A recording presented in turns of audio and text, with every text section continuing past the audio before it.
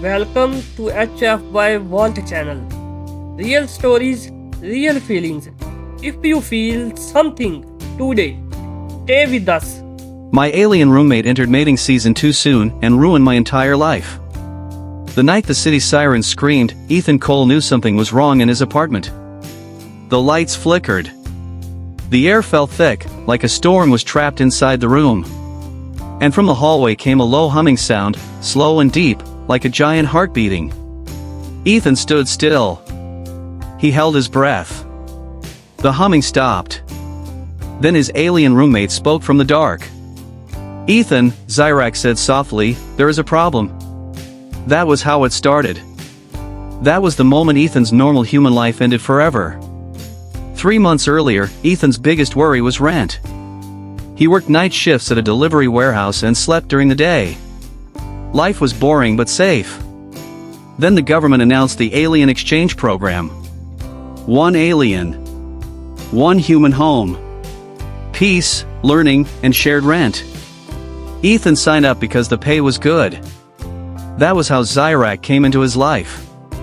Zyrak was tall and thin, with silver blue skin and black eyes that reflected light like glass. He spoke clear English, followed rules, and cleaned the apartment better than Ethan ever did. He liked calm music and long talks about stars. The agreement was simple.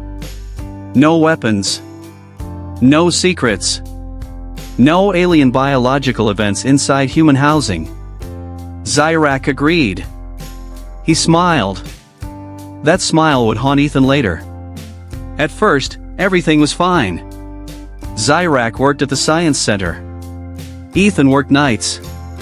They rarely crossed paths. The neighbors thought Zyrak was just a foreign student with strange skin. But small things began to change. Zyrak started waking up at odd hours. He asked strange questions about human emotions. He watched romantic movies with serious focus. One night, he asked, "Ethan, what is desire?" Ethan laughed it off. "It's complicated. Humans feel it a lot." Zyrak nodded slowly. "Then I am in danger." Ethan did not understand. He should have asked more. The humming returned the next night. Stronger this time. Zyrak stood in the living room, hands shaking. The walls around him glowed faintly blue. "My species has cycles," Zyrak said.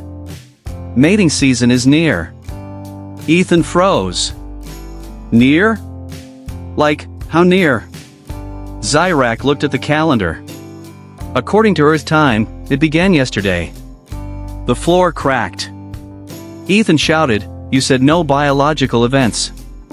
"I believed I had more time," Zyrak said. Earth's gravity changed the schedule. The apartment lights burst. Windows shook. Outside, car alarms started screaming. Zyrak fell to his knees. Energy rolled off him like heat waves. "This is bad," Ethan whispered. "No," Zyrak said. "This is disaster." Zyrak's species released energy during mating season. Not desire like humans felt, but power. Raw force. It was meant to be shared safely on their home world. On Earth, there was no safety system. The building felt like it was breathing. Ethan dragged Zyrak into the bathroom, the strongest room in the apartment. He locked the door and called the emergency alien hotline. No signal. The humming became a roar. Across the city, power grids failed. Traffic lights exploded. People screamed and ran. News drones filled the sky. And it all led back to Ethan's bathroom. Zyrak screamed in pain. "I did not choose this," he cried. "If I lose control, your world will suffer." Ethan pressed his hands against the door. His heart pounded. "Tell me how to help." Zyrak took a deep breath. "I need grounding. Calm. Connection." Ethan blinked. "Connection how?" Zyrak paused. "Emotional trust. Human empathy. Your species is strong in this." Ethan swallowed hard. He sat on the floor outside the door. Okay. I'm here. He talked. He talked about his childhood. His fear of being alone. His dreams of leaving the city. His regrets. His anger. His hope. The humming softened. Zyrak listened. Outside, the city burned with blue light. The government arrived fast. Black ships hovered over the building. Soldiers blocked streets. Scientists watched screens filled with energy readings. This output is impossible, one said. Another whispered, if it spreads, the continent could fail. Inside, Ethan's phone buzzed back to life. A message appeared. Evacuate. Building will be neutralized. Ethan stood up. They're going to destroy this place. Zyrak was silent. Then he said quietly, then I must leave. Ethan opened the door. The bathroom was glowing like a star. Zyrak stood tall, pain in his eyes. If I go outside, Zyrak said, I may not survive. Ethan shook his head. You're not a weapon. You're my roommate. Zyrak looked confused. You still accept me? Ethan nodded. Yeah. I do. The energy calmed even more. Ethan opened the window and waved at the ships. I'm inside, he shouted. Do not fire. A voice answered through a speaker. Step away from the alien. Ethan stood between Zyrak and the window. No. The energy spiked again. Zyrak grabbed Ethan's arm. Your presence stabilizes me. The scientists noticed. Readings dropped.